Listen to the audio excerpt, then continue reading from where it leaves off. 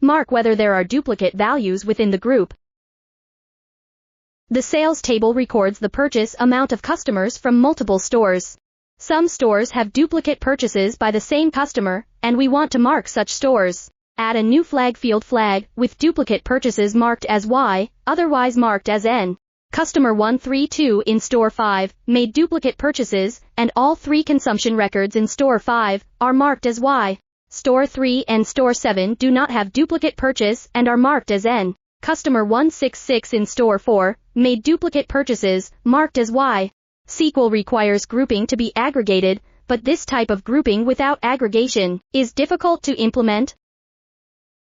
Grouping in SPL is an independent operation that allows grouping to obtain subsets and then do further processing. A1 uses the query function to load sales table from the database while initializing the flag column flag to N. In A2, use the group function to group by shop and obtain grouped subsets.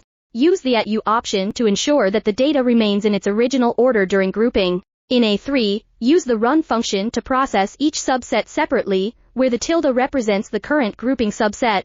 Use the yifu function to determine if there are duplicate purchases in the current grouping subset.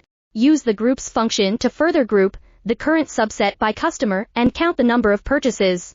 The grouping field is before the semicolon in the parameter, and the aggregation operation is after the semicolon. Then use the pselect function to search for the position of rows with a count greater than 1, and find rows with a count greater than 1, indicating that duplicate purchases have occurred. In the expression, $2 represents the value of the second column, which is the value of the count 1 field. For subsets with duplicate purchases, use the run function to change the flag of each record from N to Y. After marking, A4 uses the conj function to merge these subsets.